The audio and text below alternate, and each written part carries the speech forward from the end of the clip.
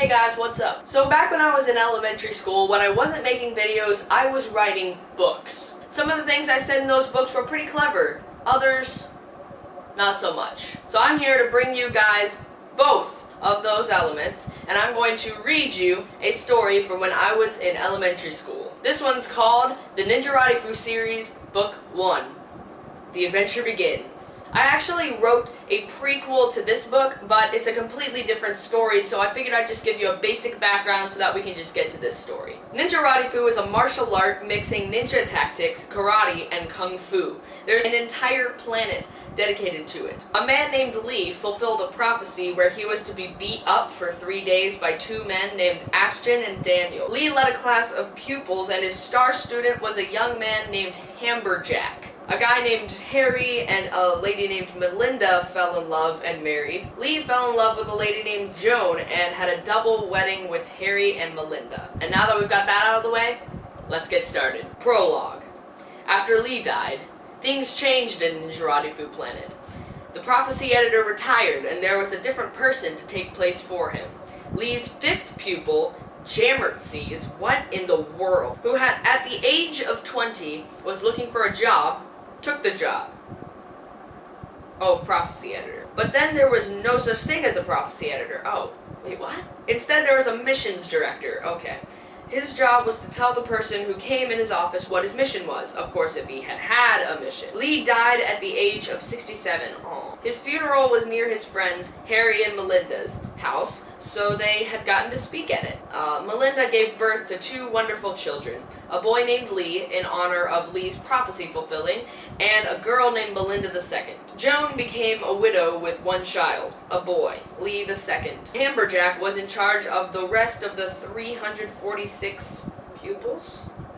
So I guess he's leading a class now. A lot of things happened while Lee was gone, even Hamberjack's first missions. Wow, Hamberjack hasn't even done a mission yet, and he's already leading a class of pupils. If I were them, I would make sure that they have experience before they teach pupils. I don't know. Chapter 1. Jammertsees finds Hamberjack's mission. Hamberjack was ending his class of 346 pupils with the last move, which was a review move. It was called Yuan Shui, which was a jumping spin kick followed by a spin kick followed by an uppercut followed by a high kick followed by a high punch.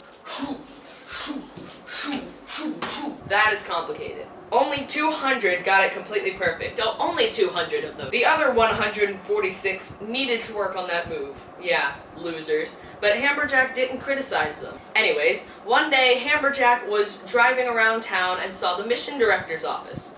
This is where the adventure begins. It goes back to the title there. One day, Hamberjack was driving around in his silver Ford. Well, they have Fords on that planet? Visiting his pupils to check their progress on the arts of Ninjarotti Fu. He asked them what their favorite move was, and for an example of that move. Then he asked them what their best move was, and for an example of that move. Then he asked them their worst move, and for an example of that move. Wow, that is harsh. After his visit with his last pupil, he was driving back to his house until he passed by the mission director's office. He slammed on the brakes and swerved, which sent the car almost flipping over, turning around. He stared at the building for a second. It had a carpet by the door that said, "Welcome." There was a sign on the door that said, "Mission Director's Office," and then prophecy editors, I think is supposed to be crossed out. And on a sign that filled the whole building were the words, "Come here to find out what your next mission is!" in all caps. Hamberjack heard someone honk the horn behind him. He turned around and a person said, "Hurry up and make your decision! I'm late for work! Go!"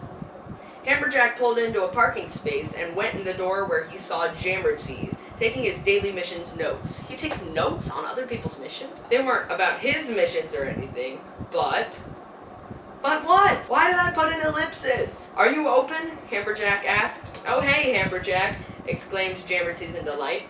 "You're being a good teacher so far." "Thanks," replied Hamberjack. "I came here for two things." "What are they?" "First of all, I want to ask you what your favorite move is." "I think it has to be Urtwa." "Oh, it's Urtwa, but it has a silent V? Okay. Can you show me the move?" "Sure can." Then Jammertsees did a spin kick, followed by another spin kick, followed by another spin kick, followed by a spin trip. I don't know how in the world Jammertsees does Urtwa and doesn't get dizzy. Good, Hammerjack encouraged. Now what's your best move? I think probably Trey Trey Mayu. Can you show me a demonstration of that move? Can do. Then Jammertsees did a low kick, followed by a high kick, followed by another high kick, followed by an uppercut. Boom. Great job, Hammerjack exclaimed. Now please tell me your worst move. Hammerjack hung his head, embarrassed. He didn't want to admit that his worst move was actually a review move. My worst move is you. What? Asked Hammerjack. You. I'm serious, Hammerjack said. Not frustrated at all, of course. Because I wouldn't be frustrated if a guy wouldn't tell me what his worst move was when I was his teacher. What's your worst move? You Trey. You on Trey? Hammerjack guessed. Jammertsy stared at him in surprise and at the same time in defeat. Yes, Jammertsy admitted. Could you at least try doing it? I'll try. Jammertsy jumped, but was too afraid to spin around, so he just kicked. When he landed on one foot, he struggled to balance. Then he spun around, but he couldn't stop himself. After millions of spins, he accidentally slipped and fell to the ground. Are you mad at me? Jammertsy asked, worried. No, not at all, Hammerjack said. Try again. Jammertsy did everything well, except for the high kick, where he kicked too hard and fell to the ground, right on his back. Ow! He shouted in pain. Do I have to try again? Just try as many times as you want. Then I'll stop now. That's all for the first part. Good. Now for the second part. The second thing I came here for is to assign extra homework to me. No, it's to ask you what my mission is. Your mission is... Jammertsy struggled to remember. He bobbed up and down while he put his hand on his left cheek? What? Man, I don't remember, Jammertsy asked. I'm just gonna look at my... His voice trailed off. Look at what? Hammerjack pressed. My daily notes, Jammertsy shouted. They're gone! Well, can't we look for them? Yes, but wherever my notes are gone, they're next to impossible to find.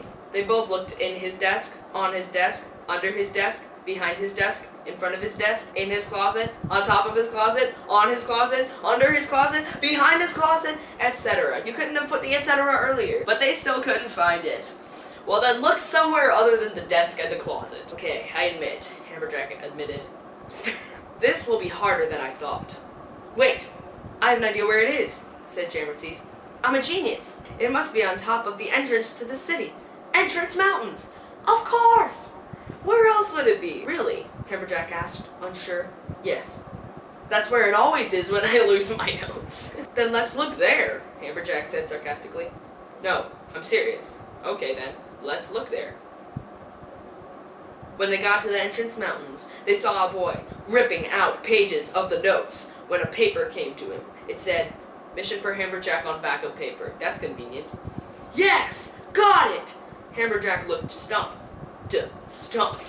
How did Jammertsy know that his infamous notes were on the famous Entrance Mountains? Why were his notes infamous? I think I meant because it wasn't famous. Let's go back. Suddenly, Hammerjack fell when Jammertsy didn't notice. And that's chapter 1, ladies and gentlemen.